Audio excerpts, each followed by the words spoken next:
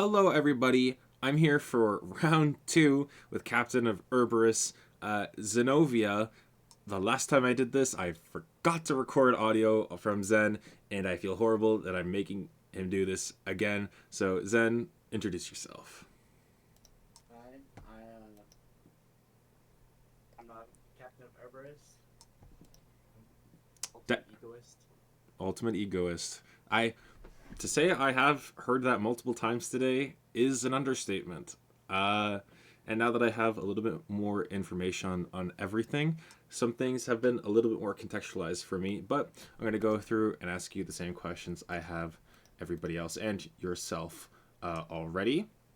Starting off with, uh, what was your draft philosophy? I originally was wanted to pick other people that were egoists, but that was gonna be a challenge considering I was last pick. So I just did the opposite. I picked all the people that looked like they were safe picks. They had stable pools that were really easy to manipulate. So I can carry every game. Already. Very nice. And then, like, as you were drafting your team and as the draft came to a close, what was your kind of gut reaction to like what you ended up with? Actually, really nice because I have after my second pick, I was feeling a little lost because I was like, uh, I don't know what to do here. But then I was reading through some of the notes I had with Water, and he was like, uh, Umi plays tanks. He loves playing tanks. I was like, that's perfect. I love the top laner with tanks. And there's no worry about the whole rest of the tournament and like the top lane kind of being a lot more carry focused. You're not worried about a lot of carry versus tank matchups for them. Well, unless it's like a really big counter pick where there's a lot of jungle help, it'll mostly be a neutral lane if he locks in like a tank. Yep. So I'm the opposite of worried actually. They lock in like an Aatrox and he locks in Malphite or Cassante. I mean that Aatrox is not getting many kills, if any at all. So I'm actually really happy with that. All right. Fair enough. And so on top of that, in the grand scheme of things, at the end of the best of one section, where do you think your team is gonna end up in the pecking order from 1 to 7? Ooh, I'd say a solid three. Three. Uh, Okay. in terms of power, we're obviously like last, but I mean that's why I picked a lot of players that I can use to my advantage to carry myself. All right. Putting a lot of pressure on yourself to carry effectively, which can be a viable strategy, but it does demand a high level of consistency, which is not something that I have been informed that you're capable of. But is there anything that you're going to do to adjust your game to prove the doubters wrong in that regard? Well, I am a bit of a coin flip player, but that's only really with my mental. But one thing about me is I don't get tilted. What tilts me is when my teammates are tilted. You know, like Okay. double kill bot lane. Oh, GG, go next. I'm like whatever. But my teams, they're all showing up and they're all focused. I mean, I'll probably play well. Even if we're losing the first start of the game, I'll get resources. We'll take it back. Alrighty. Fair enough. I like the amount of confidence you have. So if you were to pick somebody today, like a team today, to place all your money on it to win the tournament that is not your own, who would you pick? Oh, one of the super teams. Probably Indigo. Okay. Probably Indigo's team. Any like feeling wise, is it just like the name? Like, is it the name power, like the brand, or is it more of the kind of what I mean, every? I'm a bit of a Indigo worshiper. I think he's the best player, and Punda is a vile human when it comes to roaming on support. Mm-hmm. So So he'll you're probably get fed a lot. so you're putting it on the books that you think Indigo's the best player in the tournament. I think so. Alrighty. I haven't talked to him in a few months, but if he's the old Indigo that I used to know, that still Mm-hmm. stands. Okay. I like the confidence in a former teammate, of course, and I'm excited to see if that he does live up to the hype that you're giving him. I do think he's very good, but I think best player in the tournament is somewhat kind of a consensus between like Stro and maybe Ryan. But if you're gonna throw Indigo's name in the hat, I'm more than happy to entertain that. So uh, we'll see where, because I'm sure there will be like an MVP award of sorts. So we'll see where Indigo ends up on that list. And so we talked about the top of the pile, right? And now we got to talk about the bottom of the barrel.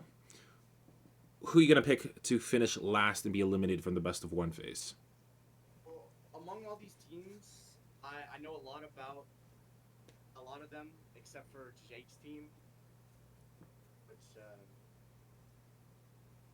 I'm led to believe is for a reason.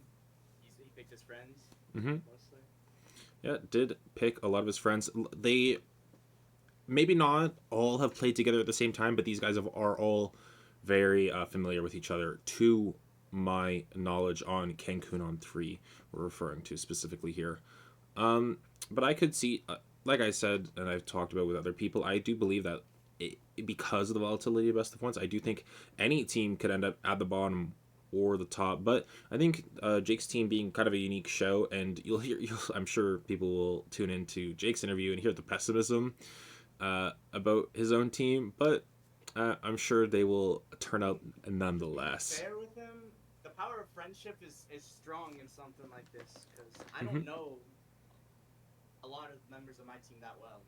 So even though he might be on paper worse than a lot of people Mm-hmm. in terms of stats wise, if they work well with each other and they don't really got to think about what they want to do with each other, Mm-hmm. it could make it just easier than somebody like me who doesn't know my team. I could make a lot of mistakes because they don't know what I want, Yep. or I don't know what they want. Very good self analysis there. And have you spent any time on the test server to look at the new patch, look forward to the new patch, all that kind of jazz? Is there anything in specific that you're looking forward to? I haven't played any games, but I've seen a lot.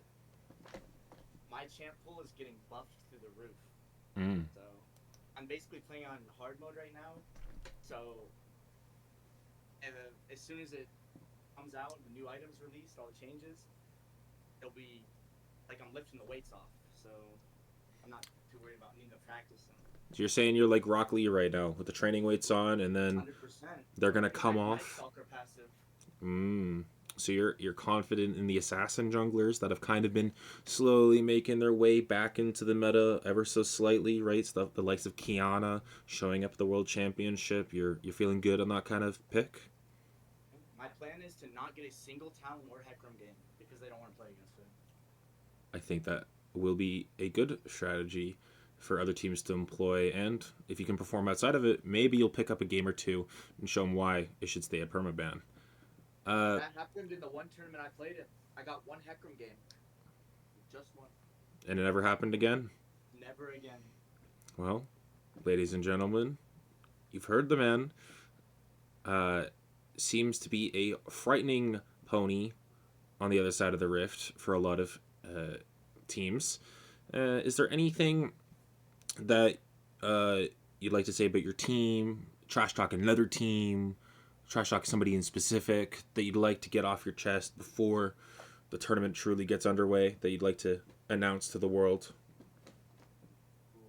I mean, in the captain's voice call while the draft was going on, I was getting some foul words thrown at me about how Foul. terrible my team is. Foul. You mind telling me what letter they started with these words? Oh, they weren't there was no inappropriate words. There was just some hate. Okay. But I mean, I'll prove them all wrong. And You'll- Indigo drafted Feldy, and technically I wasn't allowed to draft him, but I still wanted to. So I do got a vendetta against him for that. Alrighty, so a little bit of a grudge match. Respect between two former teammates now turned rivals in the Water Invitational Season 3. Is there anything else you'd like to say, Zen, before I wrap this up? Oh, thank you very much. All right. It was a pleasure having you again. Sorry for the malpractice the first time around. Of course, you'll be able to check out all the other captain interviews on this YouTube channel for the Water Invitational. I'll be doing extensive unnecessary coverage on it, but it'll be a lot of fun, hopefully, and we will be able to see maybe some non-captain faces in and around the channel, and we will see you all around. Goodbye.